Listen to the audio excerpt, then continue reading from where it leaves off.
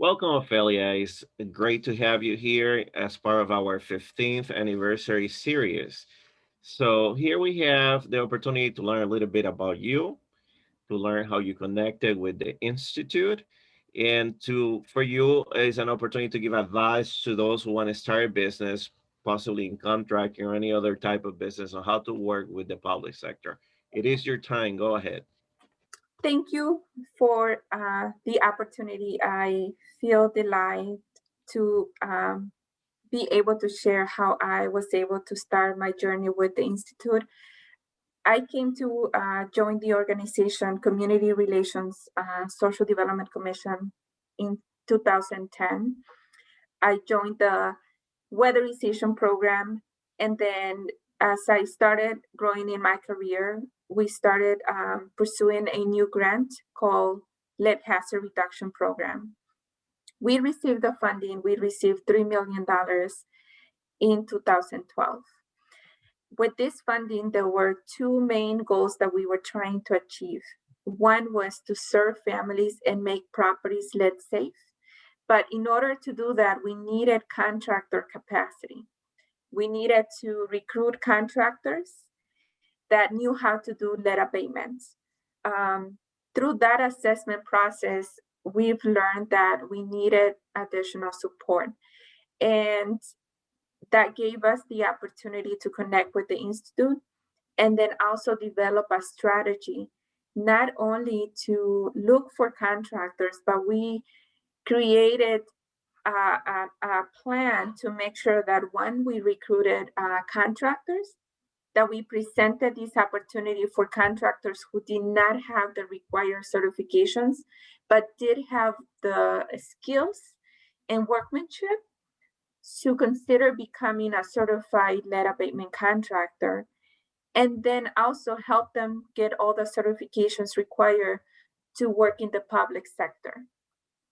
So in 2012, we developed a pre-screening process where the Institute helped us interview the contractors. We evaluated their financials, we evaluated their skills and their certifications. If the contractors did not have all the certifications requirements, the Institute helped us work with those contractors to obtain them. And then if they didn't have the lead abatement certifications, SDC worked with those contractors to provide training opportunities. It was a successful process.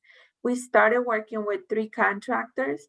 We ended the program with 16 qualified contractors. And it was a diverse, qualified pool of contractors. They went from just, doing window replacement to full lead abatement. So the Institute was able to join the journey and help us be able to recruit qualified contractors.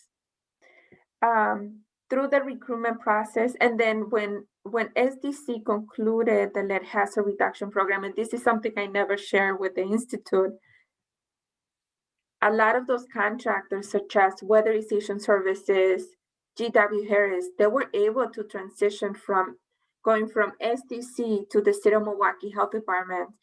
And now those contractors are one of the top contractors performing lead abatement. Great. Why? Go ahead. Go ahead. Why is the Institute important for the community and for an organization like SDC? The Institute focuses on meeting where the contractor is. Maybe the contractor is starting their new business. Probably they're lacking certifications to be able to pursue a more diverse pool of funding, such as reaching out to either the private sector or the public sector.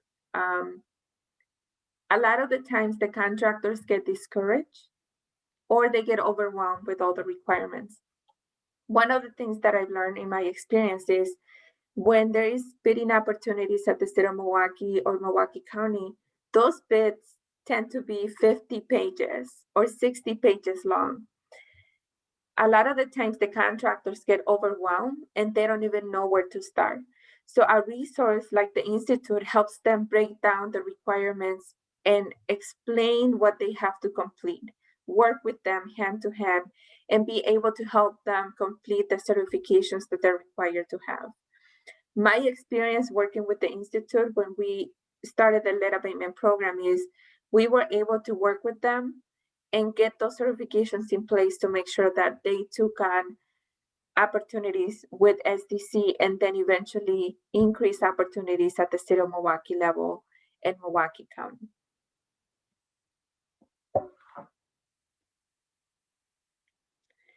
An advice for contractors or a new business is you are starting a new business because you have an expertise. Either you learn from it or you work for many years to obtain that skill. So you have an asset in your company. It is just a matter of working a plan. It's not going to be easy. And, you probably have to knock at different doors, but don't give up. Keep working hard. We do need small companies. We need new contractors. I call it we need new blood in the system to challenge the practices that we have because you're bringing the hard work, you're bringing an expertise that we need. And we need that success not only on the private sector to increase customer expectations, but then also in the public sector to show that the work can be done and it can be done right.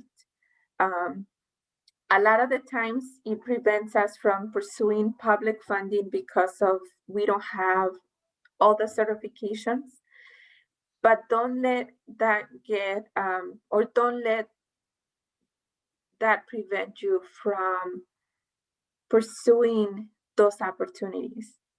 Challenge the system, challenge the city of Milwaukee to bring resources. Speak up, ask why they're denying the services or the opportunities, and then fix them or correct them.